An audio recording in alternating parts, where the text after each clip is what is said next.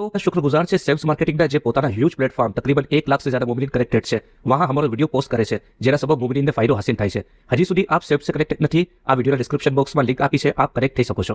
दोस्तों एक good news है हवे हमारा एनिमेशन पे जे कम बजट वाला स्पॉन्सर है जेनो बजटનું નથી ये भी प्रमोशन કરી શકે છે કેવી રીતે આવા નંબર પર કોન્ટેક્ટ કરી અમે બતાવી છે।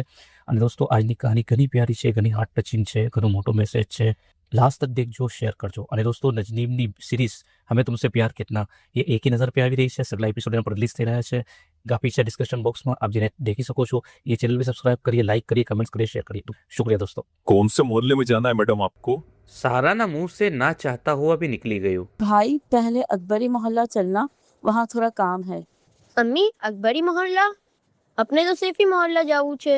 हाँ डिकरा बस वहाँ से पास था छे। અકબરી મોહલ્લામાં એન્ટર થતાને સારાના ફેસ पे एक अजीब बेचैनी घबराहट અને ઉદાસી આવી ગઈ। जिंदगी આજે तकरीबन 17 वर्ष बाद वो गलियों से गुजरी रही थी। भाई आप यही वेट करो। जी ठीक है बन।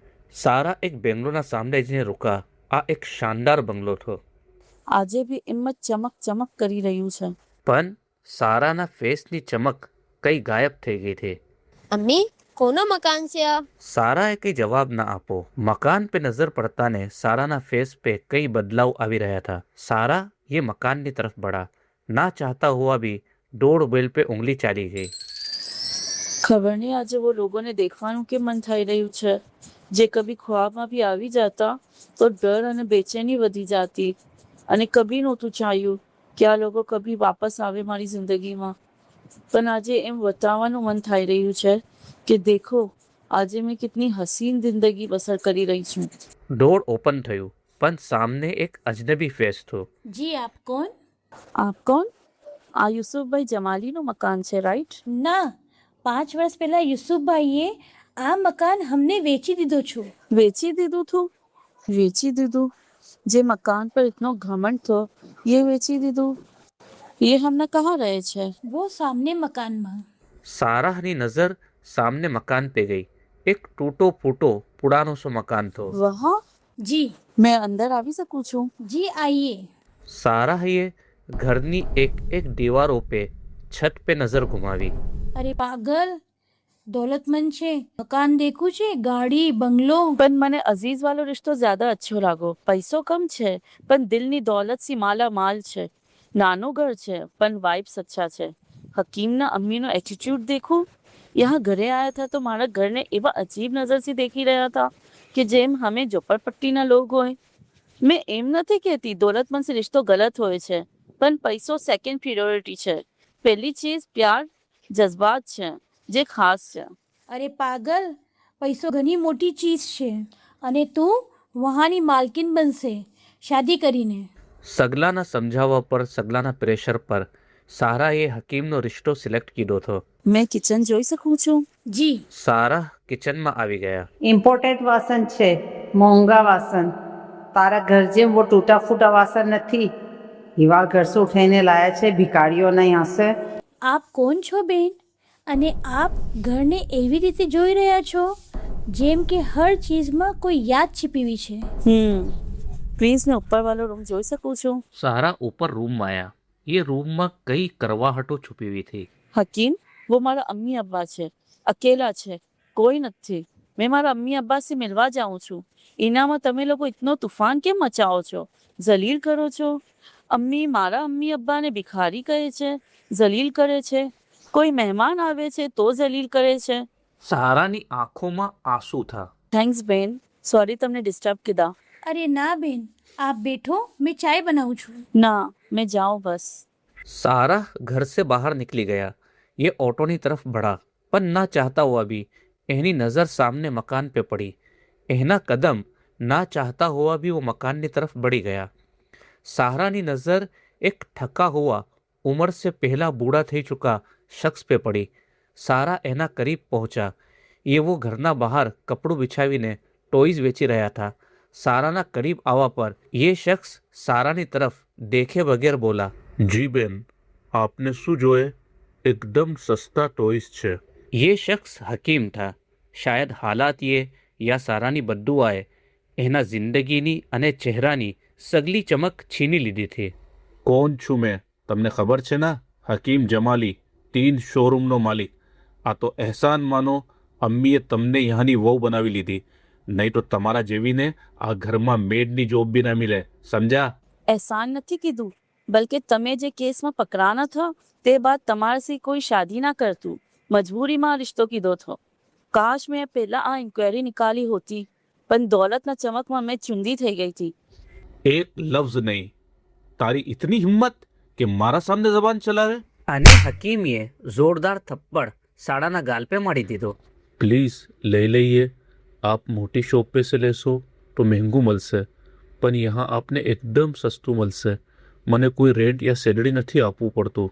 હકીમીએ પ્રોપરલી સારાના ફેસ पे देखूं નહોતું, પણ સારા વકતના ઠપેરામાં वो ठका हुआ फेस पे टूटा हुआ घमंडोनी लकीरों જોઈ રહ્યા था.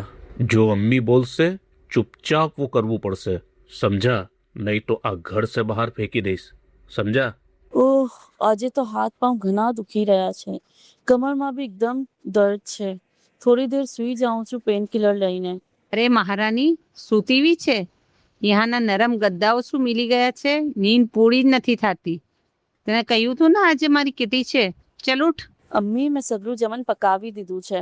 હાથ પાઉમાં દર્દ છે, કમરમાં બી ઘણું પેન છે. ઓહો, 2-3 દાસીઓને બોલાવી દઉં મહારાનીની ખિદમત વાસ્તે. ચલ ઉઠ.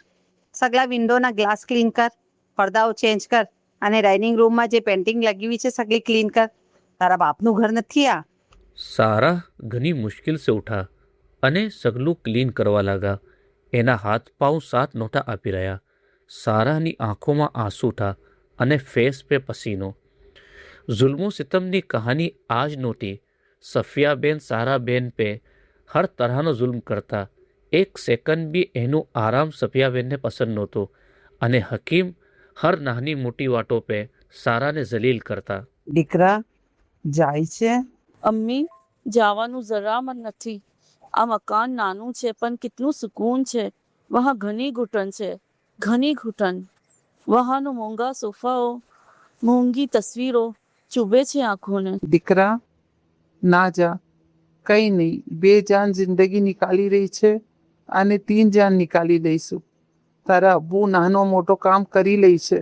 ના અમ્મી ના, આ એજમાં બી અબ્બા કામ કરી રહ્યા છે. દુઃખની વાત છે, મારાથી એને કોઈ સપોર્ટ નથી. મેં આવીને यहाँ બેઠી ગઈ તો અબ્બા પર લોટ પડશે. મને હવે મારી ઉંમર આ લોકો સાથે વિતાવી પડશે. કોશિશ કરતી રહું છું કે એ લોકોના દિલમાં મારા લીએ પ્યાર પેદા થાય, રિસ્પેક્ટ આપે. દીકરા ખાલી હાથ મત જા. તારી સાસ વાસ્તે આ રીદાનું કપડું લઈ જા, અને હકીમભાઈ વાસ્તે આ કોપરની વોટર બોટલ પણ લઈ જા. તારા અબ્બા લઈને આવ્યા છે. અરે અમ્મી, કેમ કરે છે અબ્બા આ બધું? ક્યાંથી આયા હશે પૈસા? કઈ વેચવું હશે શું? અરે વાહ, આ બોટલ તો જો કમાલની છે, હાઈ ક્વોલિટીની લાગે છે. દીકરા તારા અબ્બાએ કોઈ વસ્તુ નથી વેચી. એ તો હવે માસ વર્લ્ડ ટ્રેડ લિમિટ કંપનીની ડિસ્ટ્રીબ્યુશન લીધી છે. આ કંપનીના પ્રોડક્ટ એકદમ યુનિક છે, માર્કેટમાં ડાયરેક્ટ નથી મળતા, ખાલી ઓથોરાઇઝ ડિસ્ટ્રીબ્યુટર્સ પાસે જ મળે છે. અને એના ફાઉન્ડર છે અઝીઝભાઈ ઘીવાલા. કંપની ચાઇનામાંથી હાઈ ક્વોલિટી પ્રોડક્ટ ઇમ્પોર્ટ કરે છે અને પોતાના બ્રાન્ડમાં બનાવે છે. આ કોપરની બોટલ પણ ખાસ છે, હેલ્થ વાસ્તે ઘણી ફાયદેમંદ છે. આજે લોકો હાર્મફુલ પ્લાસ્ટિક યુઝ કરે છે, પણ માસ સેફ, હાઇજેનિક અને ક્વોલિટી કંટ્રોલ અપ્રૂવ પ્રોડક્ટ આપે છે. અચ્છા મમ્મી, પણ આમાં બિઝનેસ કેમ કરી શકાય? માસ વર્લ્ડ ટ્રેડ એક મારૂફ અને ટ્રસ્ટેડ કંપની છે. જે મોમિન ઇન્ટરેસ્ટેડ હોય એ ડીલરશીપ લઈ શકે છે. કોન્ટેક્ટ કરજો આજે 7506 176999. લિમિટેડ ડિસ્ટ્રીબ્યુટર સોલ્ટ્સ છે. વાહ મમ્મી, આ તો મસ્ત મોકો છે. હું પણ મારા ફ્રેન્ડ્સને બી કહીશ, બધા સાથે મળીને માસની ડિસ્ટ્રીબ્યુશન લઈ લઈએ. સારા એના ઘરે પહોંચ્યા. મન નથી થઈ રહ્યું આ ઘરમાં જવાનું.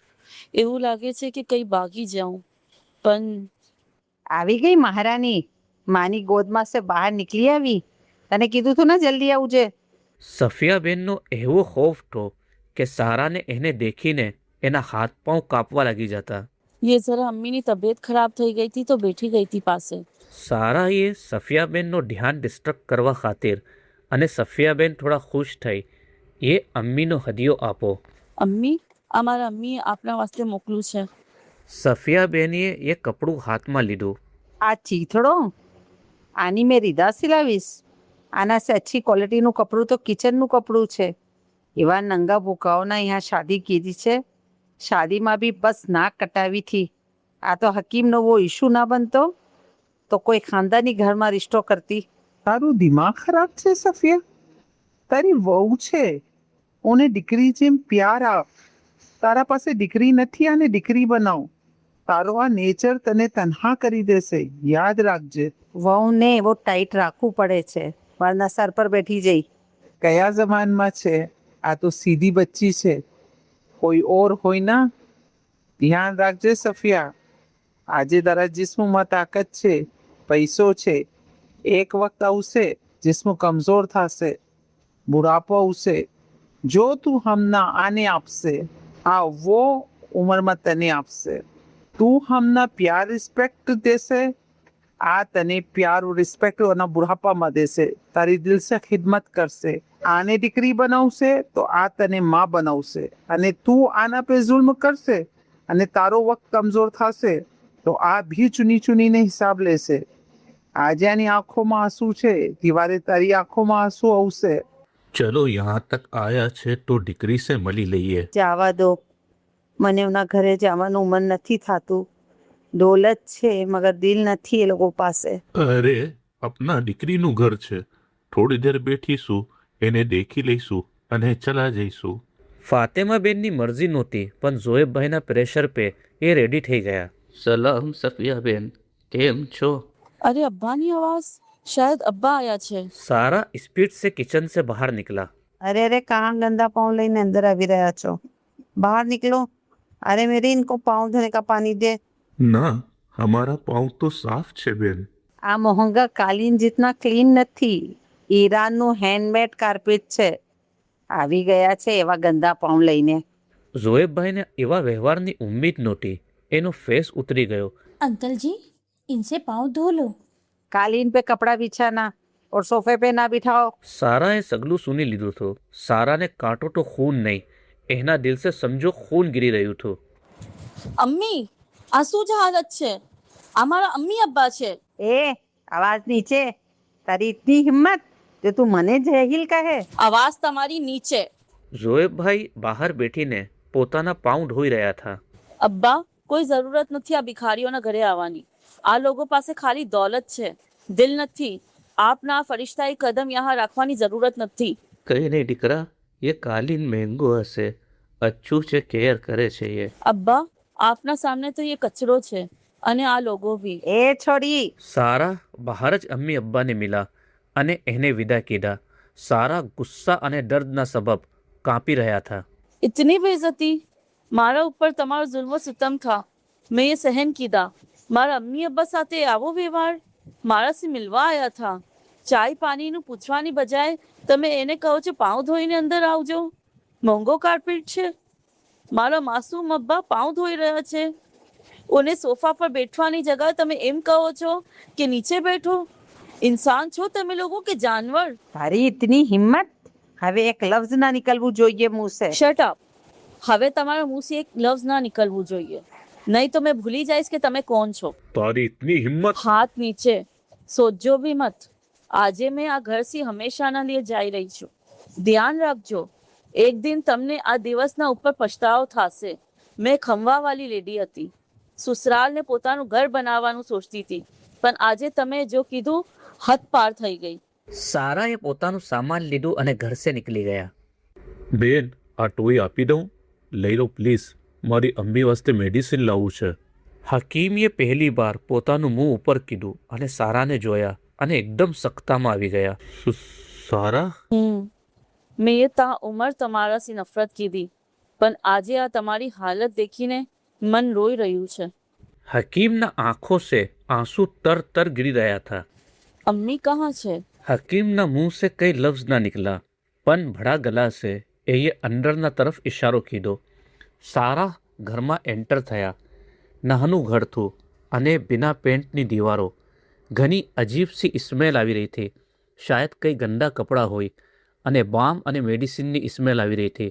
કાર્પેટ બી પુરાનું અને ગંદુ સૂતું. નંગાઓ ભૂકાઓ મારા ઘરમાં આવે છે, 2 દિવસ તક સ્મેલ નથી જાતી.